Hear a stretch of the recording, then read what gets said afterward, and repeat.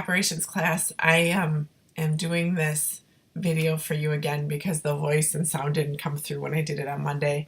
I apologize for my voice today because I am quite sick. So we're going to do the best we can with this.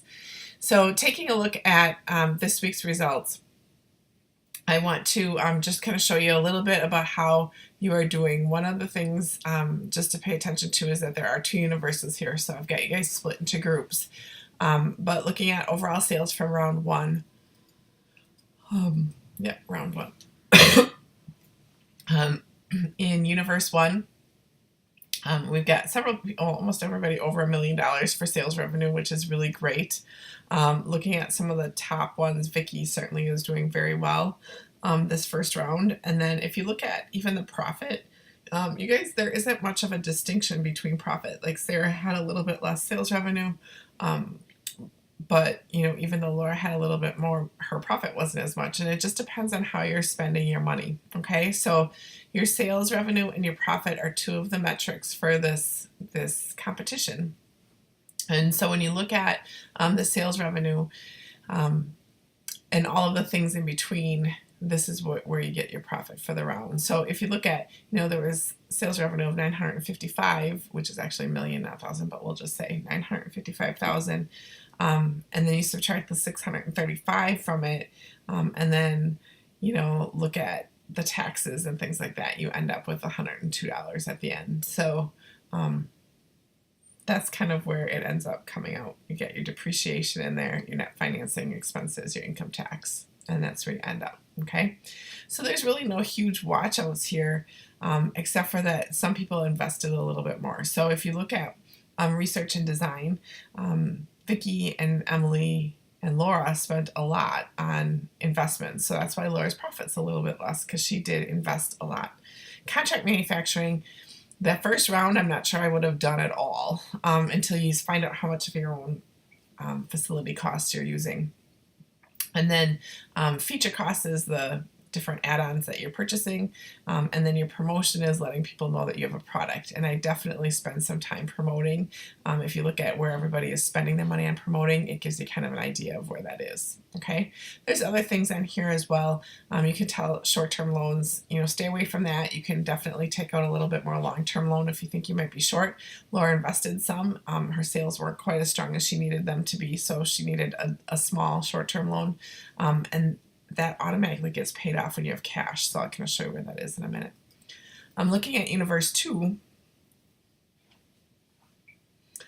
This group, we've got Mark at 1.3 and Aaron at 1.3 and Amy, all of you guys, even Sydney. So must have made very similar decisions. As we go through here, you can kind of see added a feature. You guys are kind of on the same trail and path, so we'll probably be differentiating as you go. But right now you're kind of making some similar decisions, which is resulting you in similar results. Todd, I think this is Todd Grey Ghost, is at 1.5. So kind of leading the pack this round, and I know everybody's been a little bit concerned about their results, but certainly that was a very good start. Everybody's very, very close in profit. Everybody's above zero in this group, which is, excuse me, also very good. So again, looking at, not a lot of research and design in this group, just a few spots where people invested, but did result in some benefit, I think, as well, for Jacob, as I look at that. Feature costs, and then you get your profit. No short-term loans here, so you guys did pretty good staying within budget this round. You can definitely come in when you look at your results and look at US, Asia, and Europe as well, if you want to get into some specifics on what you might see.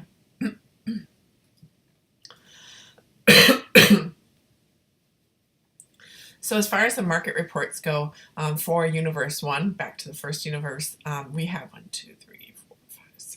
8 companies splitting up 100% of the pie. So this is your market share, okay? And this is how it's being divided up. So if you, when we get into the decisions, because I'm going to show you one, if you guys are over, 15%, 20% on what you think you're going to have for market share, understand that you're dividing that up by 8 teams. So it's going to not be as easy to get 40% market share or whatever, okay? Looking at product prices, you can see, Laura, that this price is probably too high, so you want to bring that down. So kind of watch your prices in relationship to some of the other ones. This one specifically for technology too is a pretty big deal. Okay. Any other watch outs? You know, you guys are kind of bouncing around, and I'm not sure if you're picking a price or if you have a pricing strategy. So you might want to look at what your pricing strategy is, and I'll show you that in a minute as well. And then Universe 2 for market reports, again, I'm sharing 8. 1, 2, 3, 4, 5, 6, 7, 8 as well. 8 pieces of the pie. You guys are all right around 12%. Jacob is a little bit more at 15. Sarah's a little bit less at 7. You can see that nobody invested in any other technologies this round, or actually had it built for this round. So everybody's pretty consistent. Not a lot of variation in here, not even with prices, not a lot of variation, okay? One thing about prices that I just want to warn you about is going too low can cost you profit. But you might sell more, and it might increase your utilization. So one of the things that I want you to really learn as you go about things is the trade-offs that people make in companies to either get more sales or to increase utilization. And doing one thing and focusing on one thing generally will impact another area, and not always for the good. And that's what I really want you to start to see, is the trade-offs that companies have to make. So let's say you wanted to keep your prices down so that you could sell more, so your revenue is up, your profits are down, but your utilization might be up. Okay, maybe your market share increases as a result. There are trade-offs that happen with that, and I want you to kind of see and get a feel for that as you go.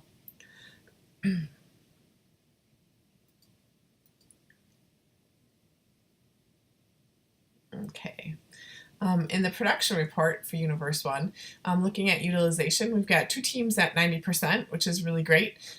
Be very wary, though, if you're in any of these other areas and you're using contract manufacturing. You want to use your facilities first, okay? I would also be careful as you grow. I think you for sure want to have something in Asia. I think it'll make it easier. But just make sure that you don't end up in like 25 plants and, you know, always building. Make sure that you're growing with your needs. So this is your utilization. So Laura and Vicky should be thinking about building plants. Jordan and Catherine and Christy can start probably thinking about adding a few plants. Those in the 48, 54, 62, maybe you want to hold off a little bit until you get your utilization up a little. So stay where you're at. You can't sell them back. That's the only thing I don't like about this one, is you can't sell capacity back. But at least don't go too gung-ho if your utilization isn't where it needs to be. Now, in this group, you guys were so consistent. So a lot of your utilization is very, very much the same. Sarah's is a little bit lower. Okay, I'm going to go into Sarah's a little bit so we can just take a look at Sarah's, because hers, there's definitely something going on. So in just a second, I will go through Sarah's decisions and offer some suggestions, and maybe that will help with everyone else as we move forward too. But these are some pretty consistent utilization numbers, and I think you should definitely be thinking about building some plants if you want to maintain that capacity. So the other thing that happens is as you sell more, you know, your utilization goes up, but if you run out of product, customers tend to get not very happy with you, and then they tend to buy less. Or let's say you don't have capacity to meet all your demand, then maybe you can think about raising your prices a little bit and getting more for the capacity that you have. Those are really your options. So just kind of wanted to leave that to you today. So I'm going to go ahead and get into Sarah's just to give her a little bit of a look. That is not where I want it to be here. And I'm totally not picking on Sarah, but I just think sometimes if I take a look at different ones each week, this will maybe help you see something different that you haven't looked at before. Okay, so make sure that you're reading about your market conditions. Okay, this is your business, you know, outlook for the year. So it's really important to look at that. In each round, it's going to change. Okay, in this demand tab, one of the questions in the in the discussion board was, I'm not really sure what this Tech 1, Tech 2, Tech 3, Tech 4 is. So if you think about technology, like my husband has a flip phone. Okay, that technology for the flip phone is pretty much everywhere. So think of technology 1 as your flip phone, your basic standard phone. Okay, but some people like a little bit more technology. So technology 2 might be your typical Android phone. Technology 4 might be the iPhone X, okay, something a little bit bigger. And they're not widely available everywhere. So sometimes if you think of like 3G networks, 4G networks, LTE, that kind of stuff, each network gets a little bit faster. They're not always available everywhere. I remember when 4G came out, it was like 2 streets in the city of Green Bay that had it. And if you wanted to experience 4G, that's where you had to go. So this chart down here tells you each of the phone's network coverages that you can expect. So technology 1 is most widely available from the get-go. That's why you get that to begin with, okay? Technology 2 is pretty standard, especially come like round 4 or 5, looking pretty good, right? But in Europe, technology 4 by round 6 and 7 is at 80% availability, more than some of the other areas. Technology 3 is a bit higher in Asia. So, you could decide that I'm going to do technology 1 and 2 in the US, and in Asia, I'm going to do technology 3, and in Europe, I'm going to do technology 4. Now, you can only build 2 in each of your locations, US and Asia. So you could do technology 1 and 2 in Asia, maybe 3, or 1 and 2 in the US, 3 and 4 in Asia, or you could just do 1 and 3 or something like that in Asia and ship to the Europe, or 1 and 4, what have you. So you can decide how you want to do that. If you want 1 product, 2 products, 3 products, 4, it's totally up to you. So looking at this, let's say that Sarah wanted to go ahead and build a technology this round and have something to sell for round 2. What she would go ahead and do then is in research and design, you have the option to develop in-house, but you don't get it till next round, or you can purchase it. So let's say, I'm just going to say she's going to purchase technology 2 this round, so you can see how this gets added. Okay, so now I've got 2 technologies, $205,000. Just to give you an idea, if she was going to build it, it would be $56,493 to build 1 feature, and then so it would be like $175,000 for 2 features with technology. It's $205,000, but she gets it this round, so we're just going to do that for the purposes of this experiment. So now that I know that she's got 2 technologies, I can go ahead and add it on the first page. So once you've purchased your technology or you've built your technology, this is where you need to add it in order to make it. Okay, so you got to put it here. Now this market share is really like, think about in the results tab where there was 100% and 8 teams, and you're trying to take market from all of those 8 teams. Okay, you're not going to have 27% market share. Probably very unlikely. So because she had 9.2% this last round, let's say she grows it 3 or 4 percentage points, which is a pretty big deal. So I'm just going to say 12%. In Asia, she had 2.4. Might be a little bit harder, but I'm going to push her to 10%. Now in Europe, she was doing pretty good. So let's see if we can get 20% out of Europe, okay? Now we have a new technology and we're not really sure too much about how that's going to sell. So I'm just going to put out 10% this round. I'm taking a stab in the dark with this because I'm not really, her numbers weren't real strong in the past. So I don't want to come out with too much the first round because I'm not sure how she's going to do. And quite frankly, I'm not sure how many other people have a second technology to compare it to. I mean, I could go back to the results, but I can't remember. I didn't think there were too many technologies in this universe, so I think she could maybe get more because she'd take a little bit more, but this is the total market share of phones. So if you think about it, this 10% and this 12% get added together, and it's 22%. So this is even quite high. Like I might even want to look at you know, if she's going to raise this, maybe she doesn't even raise this. Maybe she does 17% this next round and 10%. Now she's saying she's going to have 27% of the market share. Last round she had 18%. That's a hefty jump. This makes me nervous then. So I think I'm going to do 5% and 5% because that means she had 2% last round and she's moving to 10% this round. And this one I'm going to do 10 and 5. So if you build another technology and sell it in an area, some people who were buying your other phone may switch over to the new phone. So you're not going to grow it as much as you think it would. So this makes me feel a little bit better. Europe, I'm still being a little bullish, but we'll see how that does. This part is your predicted growth. So if I go back to my market conditions, I can see that the US is 7 to 10, Asia is 17 to 20, and Europe is 5%, right? So I'm going to go out here and yes,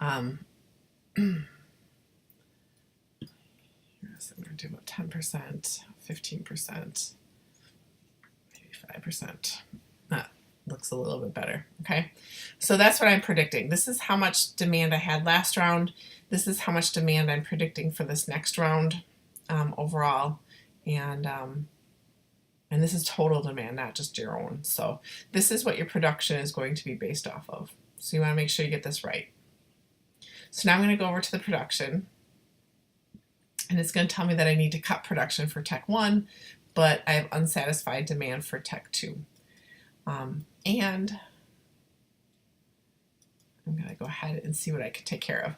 Now on this top round, I can balance this out a little bit. So I could do 50% of my own production and 50%, and I take care of almost all of it on its own.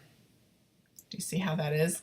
So cut production, based on my estimates, I can almost do everything that I want straight from my own house. You can't, this number can't be more than 100%. Okay? So now I'm a little short in Tech 1, so I think I'm gonna do 1,000.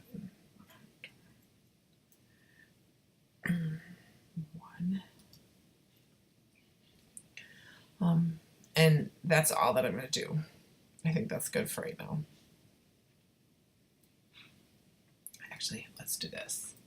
60, 40, 60. You can't make it go over, so you gotta shorten one there. Okay, so then this I'm going to do 500. And this I'm going to do 6.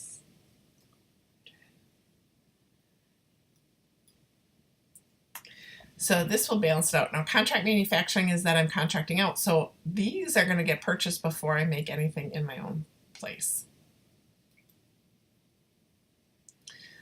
All right, so I think that looks good. I'm going to go to investments. This is where you invest in your plants. You plan this out for each round. So if, let's say the next round, I'm thinking I might be at 6,000 and maybe 7,000. This round I might be at, this is just for a year benefit as well too, just so you know. It's kind of a planning tool. It doesn't really go anywhere or feed anything, but it shows you, so next round I'm going to be pretty good with capacity. This round I'm going to start to have a little bit more capacity than I think I'm going to have capability for.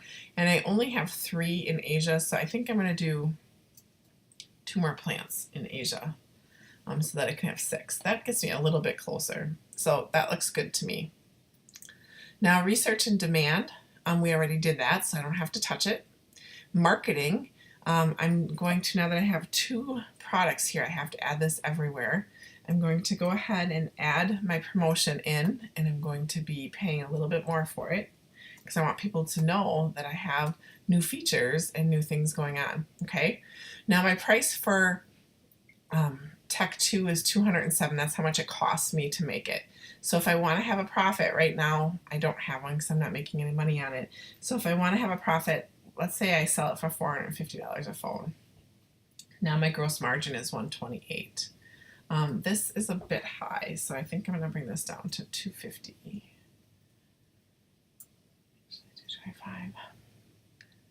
$225. So 97 is the cost, and then everything above that is what you make on it. So that looks pretty good to me. And I'm going to do the same for Asia and the same for Europe. Okay, I'm going to increase my promotion, which is in US dollars always. And then my selling price is going to be about 3,500 yen. Oop, and I have 2 features. Does that change it dramatically? It doesn't. Okay. I think that's okay.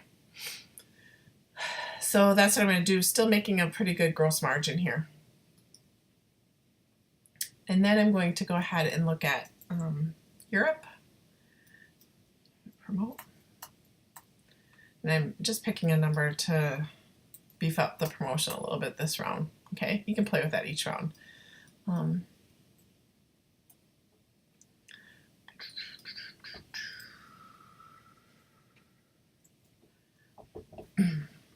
All right, so now my pricing is done. Okay, I've got some good gross margins wherever I'm at, based on how much I think I'm going to be selling. Okay, so in the logistics tab, I always want to make sure that I'm going to Europe first. So I've got Asia, Europe, US, and then for Tech 2 I want US, Europe, Asia. So I have that set. Okay, on my tax tab, I'm not going to touch it. Too much to worry about. I don't want you to worry about it. Finance tab, I'm just going to take a look at what she's got. So she's got a little bit of short-term debt. She doesn't have anything in the US. So I'm going to move some money over to the US. So I'm going to move $750,000 over. That paid off some of the debt.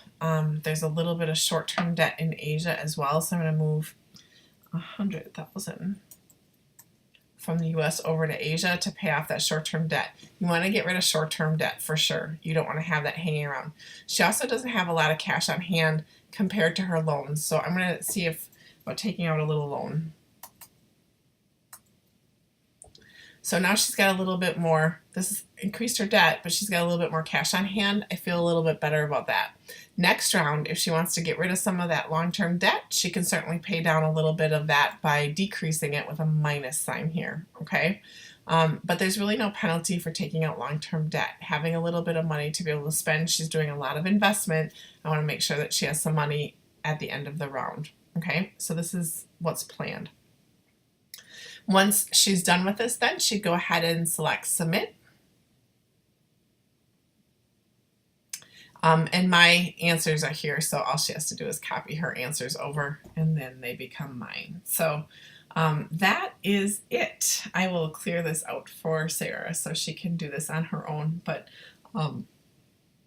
that's really hopefully a little bit helpful on fixing a few things as you go.